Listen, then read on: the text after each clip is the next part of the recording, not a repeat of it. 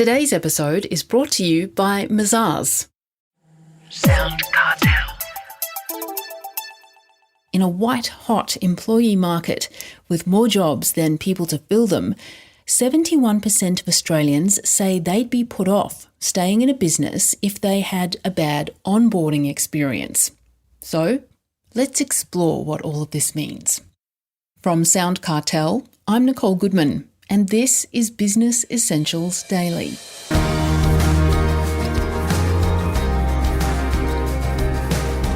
The latest onboarding research from business management platform MYOB surveyed employees of small to medium-sized businesses and owners and operators in August and September of 2022.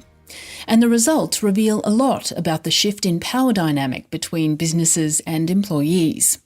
Sally Elson is the head of people at MYOB, and she's talking to me about ways to address onboarding practices to attract and keep the best talent in such a competitive market. But first, she reveals some of the survey's standout results. 79% believe that onboarding can make or break a new hire's experience within a company, and 71% are actually put off if they have a poor experience and won't necessarily stay, or definitely not stay as long. 2/5 of individuals said that while they do think their employee carefully considers their onboarding, there's definitely improvements that can be made as well.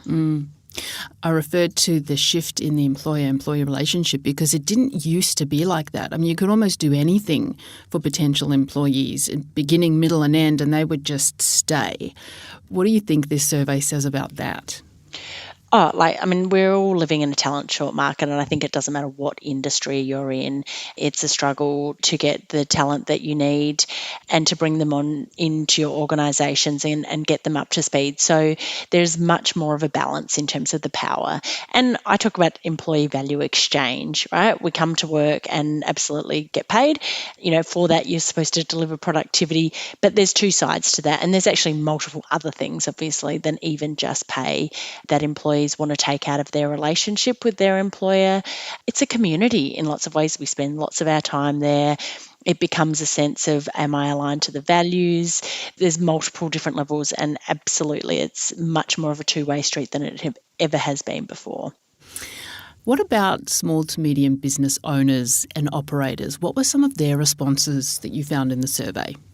Yeah, so 3 in 4 SME owners and operators that we surveyed said they recognise they need to improve their onboarding experience.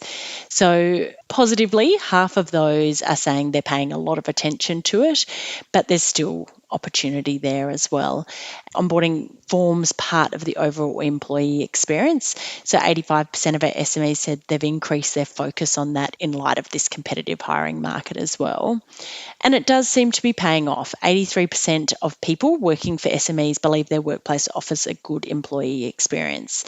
The employee experience is set up right at the beginning, and that's important to say, what are all of those elements of this experience that I'll have in this organisation or in this business, and how does that come to life? Yeah, well, it's good that high number of SMEs are actually taking note and making change.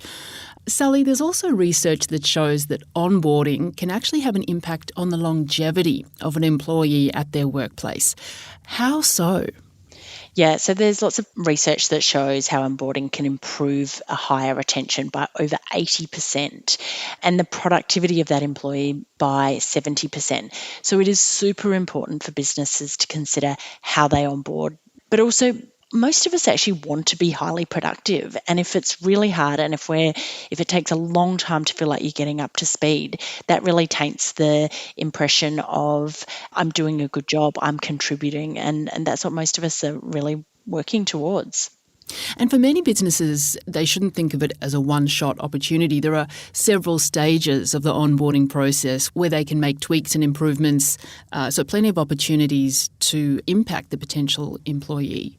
Absolutely. We really think about onboarding starting from the time that a contract is signed or an agreement to become employed with an organisation starts. And so from there, there's so many different elements. There's how do I ask for your paperwork, through to then have I contacted you to say, I can't wait for you to start, and the team member and manager engagement that happens through to day one, who meets me at the door, who takes me, what sort of do I get from a walk around, and then through to the processes. How do I understand more about the organisation, the background? How do I understand how to do my job specifically? And how do I understand who's who in that organisation and where I need to go?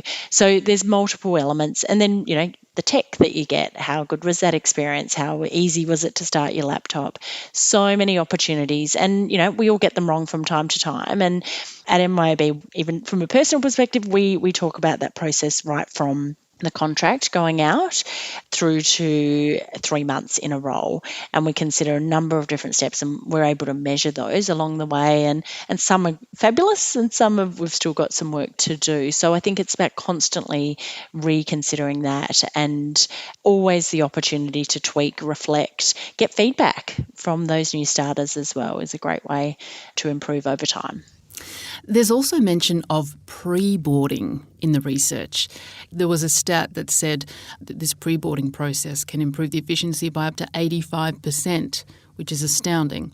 It is. So for me, that's that time from the contract through to the actual first day, the opportunities or the actual time when you usually do collect some personal information, all those financial details that we need to make sure that they get paid when they start. The worst thing is for a new starter not to get paid.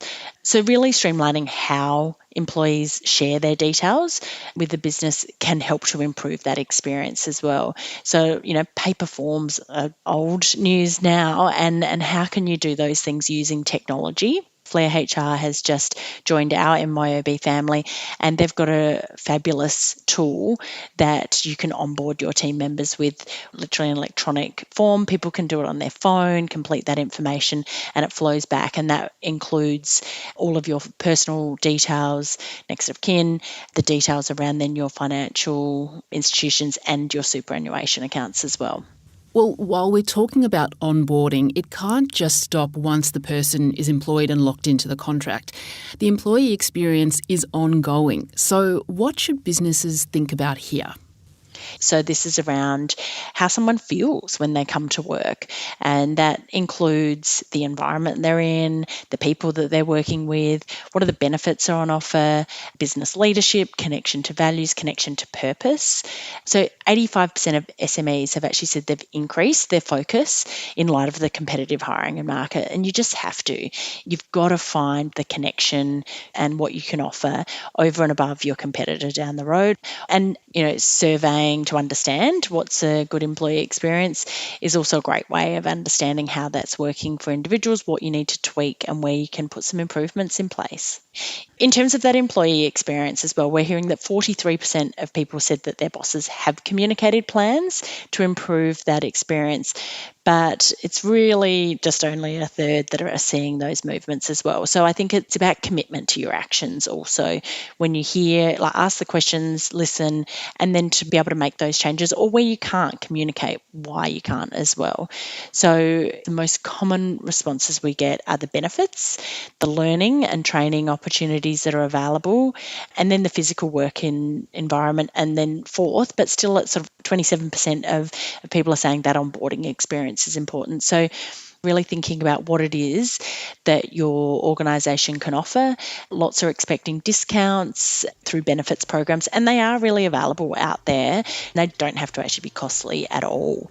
So really thinking about what are the areas you can, depending on what your business is, how can you actually tap into your customer base and have reciprocal rights and bits and pieces, I think are also opportunities to explore.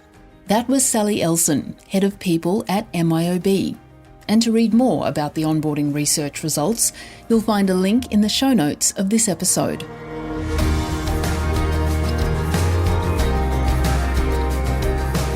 This episode of Business Essentials Daily is produced by the team at SoundCartel. Thanks for listening. I'm Nicole Goodman. We'll bring you more Be Daily tomorrow. Follow @BE Daily Podcast across social media and head to bedaily.com.au for more from the Business Essentials Daily podcast. SoundCartel. This episode was brought to you by Mazars. To find out more, visit mazars.com.au. That's mazars.com.au.